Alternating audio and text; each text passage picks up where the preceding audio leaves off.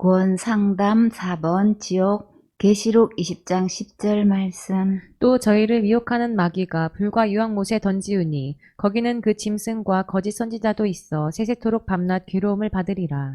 그럴듯하게 속여서 지옥 가게 한 마귀는 결국 어디에 갔나요? 불과 유황으로 타는 못에 던져졌지요? 마귀만 지옥 갔나요? 짐승과 거짓 선지자, 거짓 목사, 거짓 일꾼, 거짓 교인들과 믿지 않는 자들이 지옥에 갔지요? 여기서 짐승은 누구를 말할까요? 저 그리스도를 말하지요? 이 마귀가 얼마 동안 지옥에 있나요? 이 지옥에 한번 들어가면 다시는 나가지 못하고 세세토록 밤낮 괴로움을 받게 돼요. 계시록 20장 11절 말씀. 또 내가 크고 흰 보좌와 그 위에 앉으신 자를 보니 땅과 하늘이 그 앞에서 피하여 간데 없더라. 크고 흰 보좌에 앉으신 분이 누구실까요? 예수님이시지요. 이것을 흰 보좌 심판이라고도 해요. 이때는 지금 보이는 땅과 하늘이 없어졌어요. 그러면 우주 공간이 한도 끝도 없이 상상 초월로 엄청 넓겠지요. 계시록 20장 12절 말씀. 또 내가 보니 죽은 자들이 물온대소하고 그 보좌 앞에 섰는데 책들이 펴있고 또 다른 책이 펴졌으니 곧 생명책이라. 죽은 자들이 자기 행위를 따라 책들에 기록된 대로 심판을 받으니. 크든 작든 일찍 죽었든 늙어서 죽었든 누구나 다 이 보좌 앞에 서게 돼요. 보좌 앞에는 책들이 펴있고 또 다른 책이 펴져 있는데 이 책은 무슨 책일까요? 생명책이지요. 이 책들에는 우리가 태어나서 죽을 때까지 자기들의 행위가 그대로 낱낱이 기록이 되는데 이 책에 기록된 대로 각각 심판을 받게 돼요. 계시록 20장 13절 말씀. 바다가 그 가운데서 죽은 자들을 내어주고 또 사망과 음부도 그 가운데서 죽은 자들을 내어주매 각 사람이 자기의 행위대로 심판을 받고. 바다에서 죽은 자들이 정말 많겠지요. 어떤 사고로 죽게 되었든 무덤에 잘 안치되어 있던 죽은 자들이 다 이 심판대 앞에 서게 되는데 각 사람이 자기의 행위대로 심판을 받는다고 했지요. 부모가 지은 죄를 자식이 받는 것이 아니라 또 자식이 지은 죄를 부모가 대신 받는 것이 아니에요.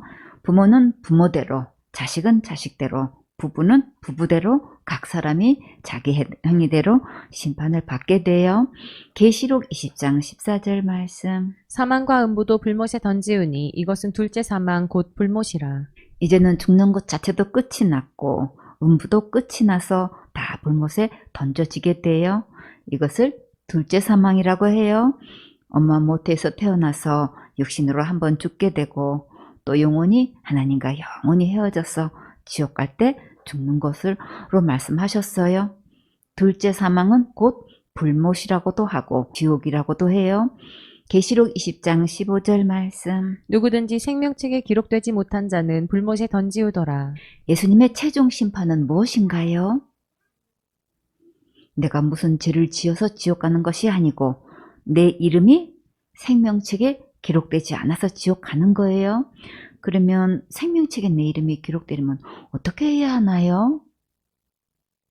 예수님을 믿어야지요. 다 같이 암송. 요한복음 5장 24절 말씀. 내가 진실로 진실로 너희에게 이르노니 내 말을 듣고 또 나 보내신 이를 믿는 자는 영생을 얻었고 심판에 이르지 아니하나니 사망에서 생명으로 옮겼느니라.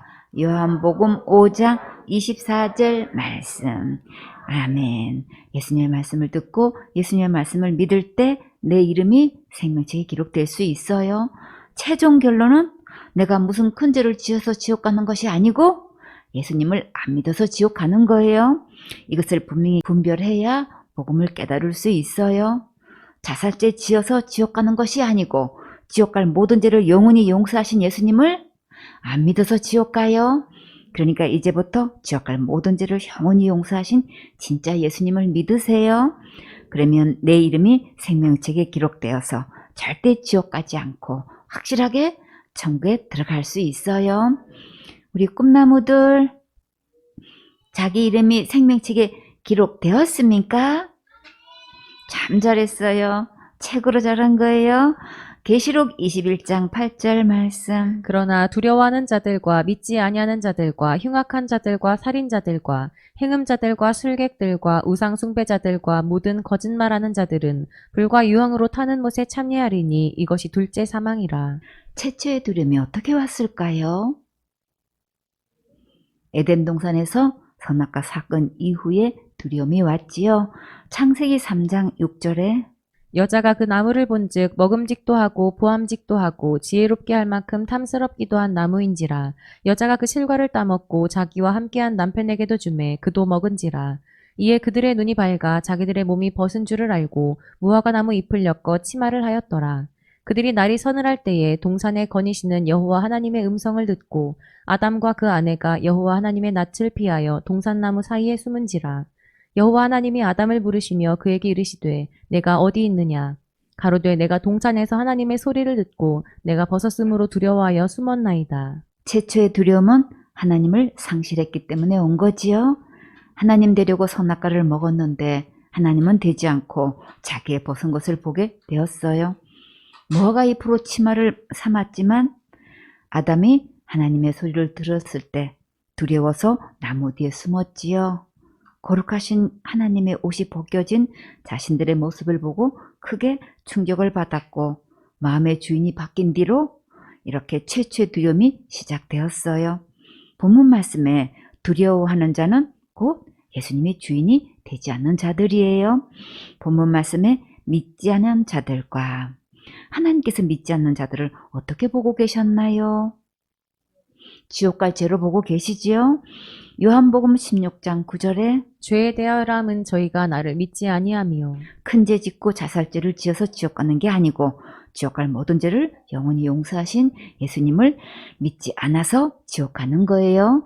요한일서 1장 7절에 저가 빛 가운데 계신 것 같이 우리도 빛 가운데 행하면 우리가 서로 사귐이 있고 그 아들 예수의 피가 우리를 모든 죄에서 깨끗하게 하실 것이요. 예수님께서 십자가에서 흘리신 피는 우리의 모든 죄를 깨끗하게 하셨어요. 에베소서 1장 7절에 우리가 그리스도 안에서 그의 은혜의 풍성함을 따라 그의 피로 말미암아 구속 곧 죄사함을 받았으니 예수님의 피로 우리를 지옥 갈 모든 죄에서 건져 주셨고 죄를 용서해 주셨는데 이것을 믿지 않아서 심판받고 지옥 가는 거예요. 본문 말씀에 흉악한 자들과 성경에서 말씀하시는 흉악한 자들은 어떤 자들일까요? 사도행전 20장 29절에 내가 떠난 후에 흉악한 이리가 너희에게 들어와서 그 양떼를 아끼지 아니하며 성경에서 말씀하시는 진짜 흉악한 자는 어떤 자들일까요? 지옥 가게 하는 자들이에요. 너무나 충격적인 것은 사탄이 교회 지도자들을 통해서 영혼들을 지옥으로 가게 하고 있어요. 영들을 분별하지 못하면 이렇게 되니까 정말 주의해야겠지요. 예수님은 거짓 선지자들을 조심하라고 간곡히 당부하셨지요.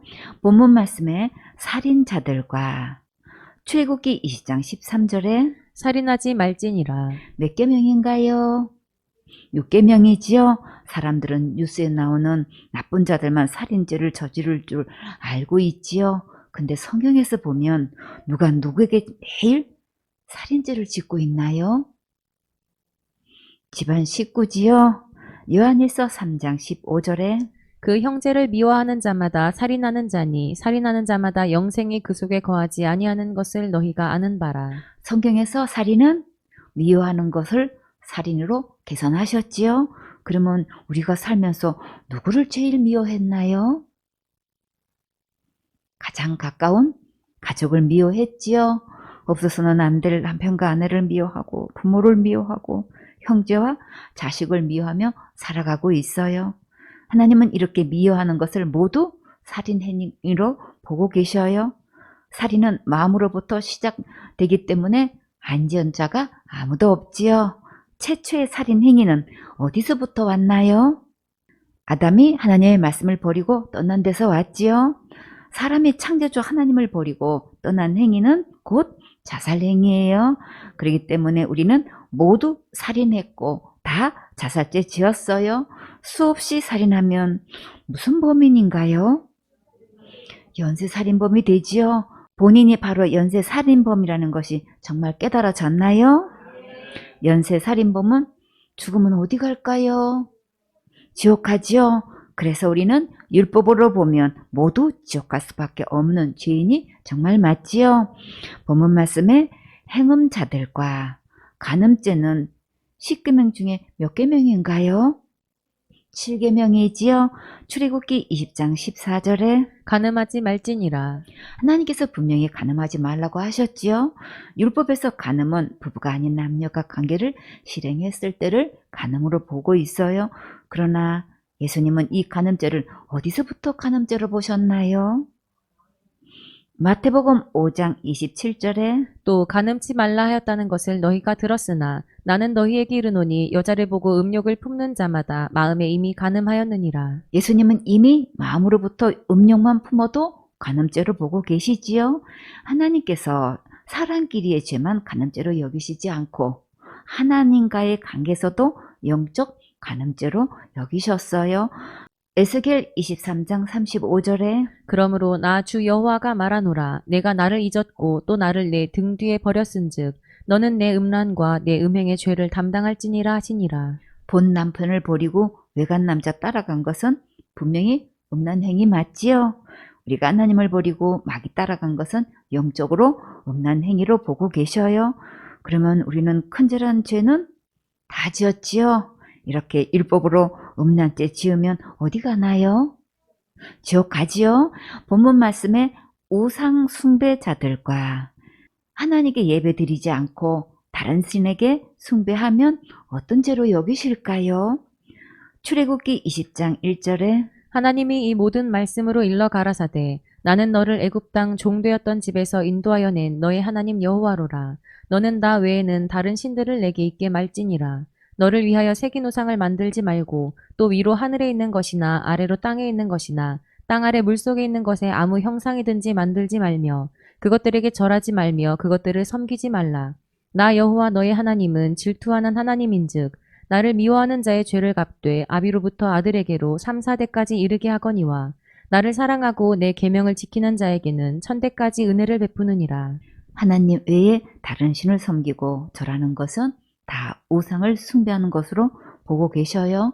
그런데 이 말씀에서 어떤 하나님이라고 소개하셨나요? 질투하는 하나님이라고 소개하셨지요. 또 하나님 외에 다른 것을 섬기면 하나님께서는 어떻게 계산하시나요? 하나님을 미워하시는 것으로 계산하셨지요. 하나님께서 우리를 생명까지 바쳐서 사랑하셨기 때문에 절대 지옥 가는 것을 원치 않으셔요. 마음을 딴 것에 빼앗기면 그것은 우상 숭배하는 것이고 하나님의 질투를 불러일으키는 거예요.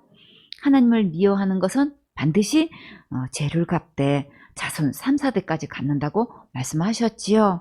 그러나 하나님을 사랑하고 하나님 말씀대로 짓게 행하면 1000대까지 은혜를 베풀어 주신다고 하셨지요. 이렇게 율법을 지키면 축복받지만 범하면 저주를 받게 되어서 지옥 가게 돼요. 그러니까 우리는 절대적으로 예수님의 십자가의 은혜가 필요하지요. 골로새서 3장 5절에 그러므로 땅에 있는 지체를 죽이라. 곧 음란과 부정과 사욕과 악한 정욕과 탐심이니 탐심은 우상 숭배니라. 살다 보면 탐나는 것들이 정말 너무나 많지요. 자기가 좋아하는 거 다 갖고 싶고 다 입고 싶고 다 쓰고 싶은 게 정말 많이 있어요. 근데 이런 것들을 다 우상 숭배라고 계산하신다면 정말 걸리지 않는 게 하나도 없겠지요. 또 진짜 누구나 좋아하고 탐나는 것이 있는데 그것이 무엇일까요? 돈이지요. 돈을 사랑하면 어떻게 될까요? 디모데전서 6장 10절에 돈을 사랑함이 일만하게 뿌리가 되나니 이것을 사모하는 자들이 미혹을 받아 믿음에서 떠나 많은 근심으로써 자기를 찔렀도다. 돈을 사랑하는 것은 자유인데 문제는 돈이 나를 찌른다는 이것은 정말 한번 생각해 봐야겠지요. 돈이 나를 어떻게 찌를까요? 믿음에서 떠나 많은 근심으로 나를 찌르지요. 그래서 하나님 말씀을 순종하라고 하신 것은 다 내 행복을 위해서 주신 말씀이에요. 어떤 가정의 아버지가 돌아가시고 유산을 엄마에게 주었는데 자식들이 엄마를 날마다 괴롭혀서 유산을 자식들에게 빨리 분배해 달라고 막 위협을 하다시피 해서 엄마가 결국 다 물려주었는데 나중에 전화번호도 다 바꾸고 집을 이사 갔는데 알고 보니까 엄마가 찾아올까봐 그렇게 했대요. 그리고 엄마가 살고 있는 집까지도 엄마 몰래 다 팔아서 갈 데도 없고 그냥 길바닥에 나앉게 생긴 거예요. 그래서 이제 수중에 있는 것 가지고 이제 찜질방으로 다니다가 돈이 다 떨어져가지고 결국 노숙자 생활을 3년을 한 거예요. 나이 들어서 노숙자 생활을 했다고 생각해봐요. 그래서 이제 건강을 잃고 길에서 의식을 잃고 이제 쓰러졌는데 눈을 떠보니까 이제 병원이더래. 그렇게 자식을 찾을 때는 어디로 갔는지도 행방도 모르고 일제히 자식 셋이 다 그냥 행방을 감추더니 눈을 떠서 보니까 자식들이 병원에 다 와 있더래요. 그래서 어쩐 일로 자식들이 여기 다 와 있나 했더니 남편이 살아있을 때에 엄마 앞으로 건물을 하나 있는 게 있는데 그걸 생각을 못 했던 거야. 자식도 몰랐고. 근데 그게 몇백억이 된 거예요. 그거를 알고 본인 엄마 명의로 돼 있으니까 엄마가 있어야만 이제 이 돈을 자기 것이 될 수 있는 걸 어떻게 알게 돼가지고 이제 엄마를 찾아도 찾을 수가 없잖아. 노숙자 생활을 했으니까. 근데 병원에 입원하니까 이제 이 추적을 해서 이제 이 신원 파악이 돼가지고 어떻게 해서 이제 알게 돼가지고 이제 자식들이 왔는데 그때는 또 서로 또 자기가 모시겠다고 또 이제 또 싸우고 있더래. 돈 많아도 이렇게 돼요. 돈만 있으면 다 되는 것 같지만 이렇게 엄마를 어떻게 그렇게 할 수가 있어. 그래가지고 돈 때문에 너무나 고통받았기 때문에 그 돈을 팔아가지고 사회에다 딱 그냥 기부를 했대요. 그리고 자식들한테 단 한 번도 더 이상 안 줬대요. 돈을 사랑하면 정말 일만 악의 뿌리가 되어서 나를 찌르고 가족을 찌르고 이웃을 찌르는 거 맞지요?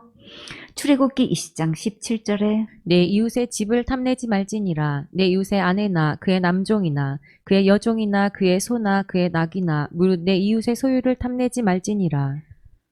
지나다 보면 정말 아름답고 탐나는 집들이 많지요? 그럼 우리는 어떻게 하면 될까요? 주님 주세요.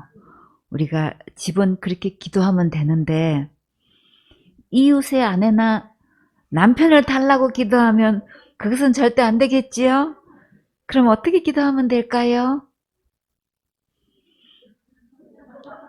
주님, 내 아내도 내 남편도 좋은 아내, 현명한 아내, 지혜로운 아내, 건강한 아내, 아름다운 아내, 하나님을 깊이 사랑하고 예배 성공하는 아내가 되게 해 주세요. 남편이 되게 해 주세요. 이렇게 기도하면 좋겠지요? 본문 말씀에 그의 남종이나 그의 여종이나 그의 소나 그의 낙이나 무릇 내 이웃의 소유를 탐내지 말지니라. 우리는 눈에 보는 대로 다 탐나게 되어 있지요. 그래서 우리는 예수님의 십자가의 은혜가 절실히 필요해요. 본문 말씀 모든 거짓말하는 자들과 출애굽기 20장 16절에 내 이웃에 대하여 거짓 증거하지 말지니라. 몇 계명인가요? 9계명이지요. 거짓말 중에는 하얀 거짓말, 빨간 거짓말, 선의의 거짓말, 얼떨결의 거짓말, 무서워서 하는 거짓말, 고의적으로 하는 거짓말, 여러 가지 거짓말이 있지만 어떤 거짓말이라 할지라도 율법을 범한 거예요. 그런데 세상에서 가장 최고로 심각한 거짓말은 어떤 것일까요? 천국과 지옥 가는 문제를 놓고 거짓말을 하는 거지요. 마태복음 7장 15절에 거짓 선지자들을 삼가라. 양의 옷을 입고 너희에게 나아오나 속에는 노략질하는 일이라. 예수님께서 가장 신신당부하신 것은 거짓 목사를 제일 조심하라고 하셨지요. 저들의 교훈에 주의해서 분별하고 분리해야 내 영혼이 살 수 있기 때문이에요. 마태복음 23장 33절에 뱀들아 독사의 새끼들아 너희가 어떻게 지옥의 판결을 피하겠느냐. 겉으로 목사의 직분을 가지고 있지만 하나님 보시기에는 그 입에는 구원 얻을 말씀이 있는 게 아니라 지옥 갈 수밖에 없는 다른 복음을 전하기 때문에 저들은 지옥 판결에 피할 수 없다고 하셨어요. 그러니까 지금 속히 분별해서 분리해야 내 영이 살 수 있어요. 계시록 21장 8절에 그러나 두려워하는 자들과 믿지 아니하는 자들과 흉악한 자들과 살인자들과 행음자들과 술객들과 우상숭배자들과 모든 거짓말하는 자들은 불과 유황으로 타는 못에 참여하리니 이것이 둘째 사망이라. 오늘 이 본문 말씀은 한마디로 율법으로 보면 하나라도 범하면 모두 지옥 간다는 말씀이에요. 지옥은 어떤 곳일까요? 지옥은 둘째 사망 곧 불과 유황이 타는 곳이지요. 불꽃 가운데 고민하는 곳, 불로 소금치듯 타는 곳, 깜깜하고 어두운 곳, 옷 한 벌도 입을 수 없는 곳, 물 한 방울도 마실 수 없는 곳, 먹을 것도 없는 곳, 연기가 새새토록 나는 곳, 구더기도 죽지 않는 곳, 영원히 죽지 않는 곳, 수족이 결박되어 던져지는 곳, 슬피 울며 이를 가는 곳, 다시는 나올 수 없는 곳, 새새토록 형벌받고 고통받고 고민하는 곳이 이 지옥이에요. 우리가 율법으로 하면 다 지옥 갈 수밖에 없지요. 그래서 우리는 율법을 아무리 철저히 지켜 행해도 지옥을 면할 수 없는 거예요. 그렇기 때문에 우리는 예수님의 십자가의 은혜가 절실히 필요하겠지요. 오직 예수님의 십자가의 은혜만이 나를 지옥에서 건질 수 있어요. 예수님께서 내 죄를 위해 십자가에서 죽으시고 부활하셔서 지옥 갈 내 모든 죄를 영원히 용서해 주신 이 은혜를 힘입으면 이 무서운 지옥에 절대 가지 않아요. 지금 이 예수님을 믿으면 누구든지 천국 갈 수 있어요. 이제 지옥은 율법을 보면서 가는 것이 아니라 모든 죄를 용서하신 예수님을 안 믿어서 가는 거예요. 지금부터 이 진짜 예수님을 마음으로 믿고 다 같이 천국 가셔야겠지요. 5번 행위 거절. 잠언 14장 12절 말씀. 어떤 길은 사람의 보기에 바르나 필경은 사망의 길이니라. 어떤 길은 곧 사람들이 기준 삼고 있는 윤리 도덕과 철학과 사람의 교훈을 말해요. 사람들이 주장하고 있고 가르치고 있는 것이 사람의 보기에는 나름대로 옳은 것 같지만 하나님 보시기에는 결국 사망의 길로 가고 있다는 말씀이에요. 그러니까 하나님의 말씀으로 돌아와야 바른 길, 생명의 길로 갈 수 있어요. 교회 안에 윤리도덕이 너무나 많이 들어와서 자리 잡고 있기 때문에 옳게 분별해야겠지요. 어렸을 때부터 성서적 가치관으로 자라는 게 정말 너무나 중요해요. 그러면 나는 과연 말씀대로 생명의 길로 바르게 가고 있는지, 필경 사망의 길로 가고 있는지 한 번쯤 서서 냉정하고 정밀하게 점검해 보아야겠지요. 인생 여정이 끝나면 반드시 하나님 앞에 결산할 때가 오는데 그때가 되기 전에 중간 결산을 해보세요. 디도서 3장 5절 말씀. 우리를 구원하시되 우리의 행한 바 의로운 행위로 말미암지 아니하고 오직 그의 긍휼하심을 조차 중생의 씻음과 성령의 새롭게 하심으로 하셨나니. 꿈나무들, 구원은 무엇으로부터 구원인가요? 죄로부터 구원이지요. 지옥 갈 모든 죄로부터 구원은 우리의 행하는 의로운 행위로는 할 수 없다고 분명히 말씀하셨어요. 근데 많은 사람들이 자기가 열심히 충성 봉사 헌신하면 구원받을 수 있다고 생각하고 있지요. 그러나 예수님은 우리를 어떤 마음으로 구원하셨나요? 오직 예수님께서 우리를 긍휼히 여기셔서 그대로 지옥 가면 너무나 불쌍하니까 구원해 주셨지요. 어떤 방법으로 구원해 주셨나요? 중생의 씻음과 성령의 새롭게 하심으로 하셨나니. 중생은 거듭 중, 다시 중, 반복 중을 말해요. 죄 없는 상태로 다시 태어나게 해서 우리를 죄에서 구원하셨어요. 우리는 모두 아담의 죄의 씨로 태어났기 때문에 죄인일 수밖에 없어서 결국 지옥 가게 되는데, 그러나 죄가 하나도 없으신 예수님의 씨로 다시 태어나면 죄에서 구원받을 수 있어요. 우리의 선한 행위로 그렇게 되는 게 아니라 거룩한 영, 예수님의 영, 곧 성령으로 새롭게 하셨어요. 우리의 착한 행위로는 어느 누구도 죄로부터 구원할 수 없다는 것을 먼저 깊이 깨달아야겠지요. 자, 착한 심청이는 어디 갔을까요? 천국 갔을까요? 지옥 갔을까요? 착한 심청이의 선한 행위로도 죄에서 구원할 수 없기 때문에 천국 갈 수 없어요. 왜 그럴까요? 죄의 삭은 사망이기 때문에 우리의 착한 행위로는 죄에서 구원할 수 없는 거예요. 그래서 예수님께서 내 죄를 위해 십자가에서 죽으시고 부활하셔서 지옥 갈 내 모든 죄를 영원히 용서해 주셨어요. 오직 예수님만이 나를 죄에서 구원하셨고 깨끗이 씻어주셨고 성령으로 새롭게 태어나게 해주셨어요.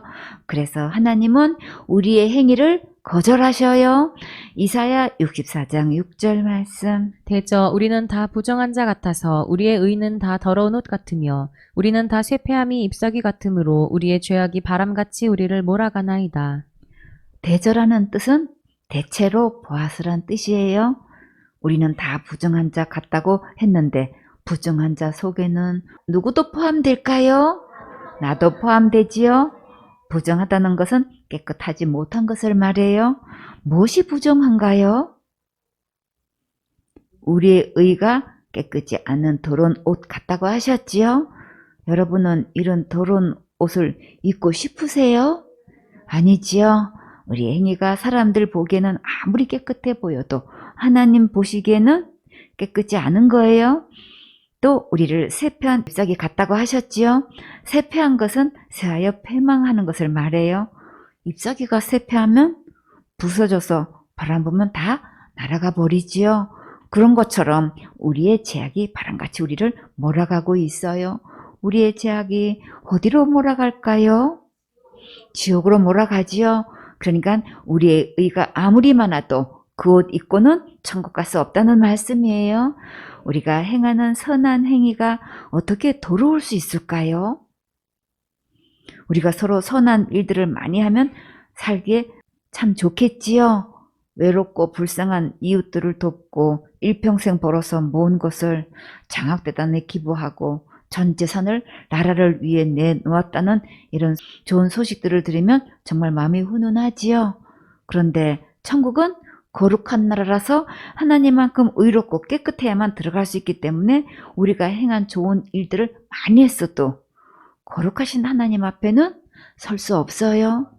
우리가 입은 행위의 옷이 하나님 보시기에는 더럽고 다 헤어지고 낡았으면 그럼 어떻게 해야 할까요?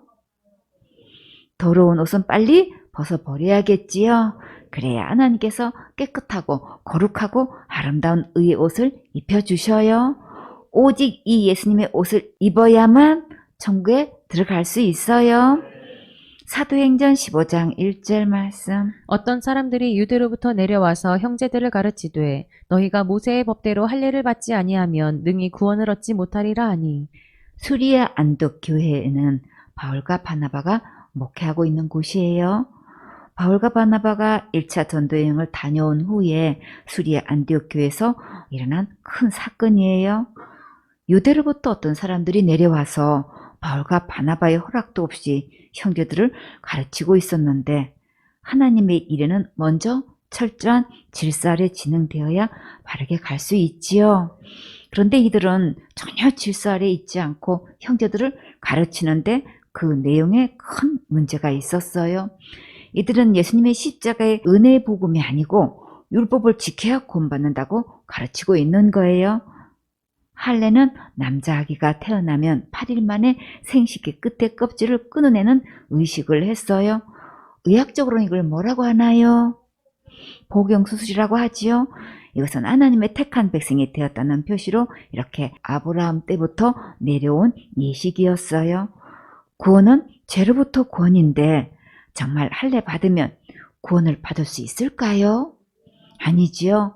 이들 말대로 할례를 받아야 구원을 받을 수 있다면 예수님께서 이 땅에 오셔서 십자가에서 죽으실 필요가 없지요. 근데 유대인들 중에 예수님을 믿는다고 하는 자들이 이렇게 할례를 받아야 구원이라고 하는 것은 예수님께서 십자가에 죽으신 것으로는 구원할 수 없다는 말과 똑같지요. 그럼 지금으로 말하면 교회에서 충성봉사 헌신해야 구원받을 수 있다고 가르치면 그것은 예수님으로만 온전히 구원할 수 없다는 말과 똑같아요. 이것은 결국 예수님을 온전히 믿지 않는 것이고 불신자보다 더 불신자가 되는 거예요. 이제부터 이 고대 유사품에 속아 넘어가지 말고 바르게 분별을 해야겠지요. 할례를 행하는 것이 잘못된 것이 아니고 할례를 행해야 구원받는 것이 아니라는 거예요. 교회에서 열심히 충성봉사 헌신하는 것이 잘못이 아니고 이런 것으로 구원받을 수 없다는 거예요. 근데 많은 사람들이 이것을 구원받는 것으로 속여도 분별을 못하고 있어요. 죄로부터 구원은 오직 예수님만 하실 수 있어요. 그러면 우리의 의로운 행위는 어디에 해당될까요? 상급에 해당되는 것이지 죄로부터 구원은 할 수 없는 거예요. 이렇게 구원받는 것은 우리의 행위로 될 수 없기 때문에 하나님께서 우리의 행위를 거절하셔요. 그러니까 할례를 받아야 구원받는다는 것은 전혀 틀린 말이에요. 기본적으로 신앙생활 잘해야 구원받는다고 하는 말도 절대 틀린 말이에요. 구원은 예수님을 온전히 믿을 때만 받을 수 있어요. 왜 그럴까요? 죄의 싹은 사망이기 때문에 우리의 행위로 전혀 구원할 수 없는 거예요. 사도행전 15장 2절 말씀. 바울과 바나바와 저희 사이에 적지 아니한 다툼과 변론이 일어난지라 형제들이 이 문제에 대하여 바울과 바나바와 및 그 중에 몇 사람을 예루살렘에 있는 사도와 장로들에게 보내기로 작정하니라. 교회에 이런 자들이 들어오면 정말 보통 문제가 아니지요. 바울과 바나바는 이 문제를 강경하게 대응하자 적지 않은 다툼과 변론이 일어났어요. 이 다툼이 교회에서 멈추지 않고 계속되니까 이 문제를 예루살렘 교회의 사도와 장로들이 있는 곳으로 가서 해결을 하도록 결정을 했어요. 여기서 저희들이라고 했지요. 그러면 한 명이 이렇게 가르친 게 아니고 여러 명이 한 것을 볼 수 있겠지요. 사도행전 15장 3절 말씀. 저희가 교회의 전송을 받고 베니게와 사마리아로 다녀가며 이방인들의 주께 돌아온 일을 말하여 형제들을 다 크게 기쁘게 하더라. 바울과 바나바가 예루살렘으로 가는 길에 여러 교회를 다니면서 형제들을 만나서 교제를 나누었는데 1차 전도 여행 때 하나님께서 이방인들을 어떻게 구원하셨는지 간증할 때 형제들이 크게 기뻐했어요. 천하보다 귀한 영혼이 구원받았다는 소식은 정말 언제 들어도 너무나 기쁘지요. 주님 생손의 서울교회를 통해 복음 듣고 구원받았다는 소식을 계속 듣게 해 주세요. 아멘. 사도행전 15장 4절 말씀. 예루살렘에 이르러 교회와 사도와 장로들에게 영접을 받고 하나님이 자기들과 함께 계셔 행하신 모든 일을 말하매 드디어 예루살렘 교회에 무사히 잘 도착했고 사도와 장로들에게 영접을 받고 그동안 하나님께서 함께 계셔서 행하신 모든 일을 보고했어요. 사역 보고는 지극히 성경적이에요. 성경에 주된 사역 보고는 영혼 구원에 있어요. 사도행전 15장 5절 말씀. 바리새파 중에 믿는 어떤 사람들이 일어나 말하되 이방인에게 할례 주고 모세의 율법을 지키라 명하는 것이 마땅하다 하니라. 교회 안에서 하나님 앞에서 보고하고 있는 도중에 바리새파 중에 어떤 사람들이 질서를 지키지 않고 무리하게 일제히 때를 지어 일어났을 때 저들이 조용조용하게 얘를 다 갖춰서 얘기했을까요? 아니지요. 이 정도의 분위기는 정말 험악한 것을 볼 수 있겠지요. 저들이 일찍 일어나서 이방인에게 할례를 주고 율법도 지켜야 마땅하다고 크게 소리쳤어요. 할례 받는 것도 나쁜 것이 아니고 율법을 지키는 것도 나쁜 것은 아니지요. 할례 받으면 위생적으로 건강학적으로 다 좋다고 해요. 그러나 이것을 죄에서 구원과 연결하는 것은 사단의 고도의 속임수예요. 이렇게 가르치는 자들은 다 거짓 선지자이고 거짓 목사이고 거짓 교사이고 거짓 형제예요. 바울 앞에서나 사도와 장로들 앞에서도 조금도 굽히지 않고 무리지어 강경하게 주장하는 것을 보면 이 시대에 막강한 영향력을 행사하고 있는 자들이라는 것을 볼 수 있겠지요. 지금도 대단한 영향력을 미칠 만한 높은 위치에서 이렇게 잘못 가르치고 있는 자들이 너무나 많아요. 저 수많은 교인들이 이렇게 잘못 듣고 잘못 믿어서 지옥 가고 있는 것을 보면 정말 너무나 안타깝지요. 사도행전 15장 6절 말씀. 사도와 장로들이 이 일을 의논하러 모여 많은 변론이 있은 후에 베드로가 일어나 말하되 형제들아 너희도 알거니와 하나님이 이방인들로 내 입에서 복음의 말씀을 들어 믿게 하시려고 오래전부터 너희 가운데서 나를 택하시고 변론은 사리를 밝혀 옳고 그름을 따지는 거지요. 바리새파인들과 의논한다면 당연히 변론이 있었겠지만 지금 사도와 장로들 사이에서 이렇게 많은 변론이 있다는 것이 적지 않은 충격이었어요. 예루살렘 교회 내에서 지도자 위치에 있는 자들 중에 복음에 한 입이 되지 않는 자가 있다는 거지요. 초대 교회 때뿐만 아니라 지금도 심각한 이 문제를 놓고 과연 베드로는 어떻게 종교를 했을까요? 먼저 이 베드로의 입에는 어떤 말씀이 있었나요? 복음의 말씀이 있었지요. 이 베드로의 입에서 복음이 있었기 때문에 곧 우리에게도 이 복음이 전해져 왔어요. 우리가 오늘 이 복음을 들을 수 있기까지 수많은 믿음의 선진들이 희생이 있었어요. 자, 이제 이 복음의 말씀이 누구에 있어야 할까요? 내 입에 있어야지요. 우리 생수원의 서울교회 사역자 입에는 이 예수님의 십자가의 복음의 말씀이 반드시 있어야겠지요. 우리나라 모든 목사님들 입에도 이 복음의 말씀이 있어서 교인들이 구원받았으면 정말 좋겠지요. 전 세계 모든 목사님들 입에도 이 복음의 말씀이 있으면 진짜 좋겠지요. 예루살렘 초대교회 때부터 이렇게 두 입이 있어서 참 복음과 다른 복음이 나뉘고 있었어요. 베드로의 입에 있는 복음의 말씀을 듣고 믿게 하시려고 하나님께서 택하시고 부르셨다고 하셨어요. 하나님의 종으로 부르심을 받아서 목회를 한다는 자들은 너무나 많은데 문제는 그 입에는 복음이 없지요. 다 같이 찬양. 외치는 자만큼만은 생명수는 말라서라. 정말 너무나 심각한 문제지요. 목회자 입에 복음이 없으니까 구원받는 영혼도 없고 천국 갈 영혼도 없는 거예요. 복음은 전하지 않고 다른 불이 붙어서 일생 동안 사역한다고 하면서 정작 한 영혼도 구원시키지 못하고 있지요.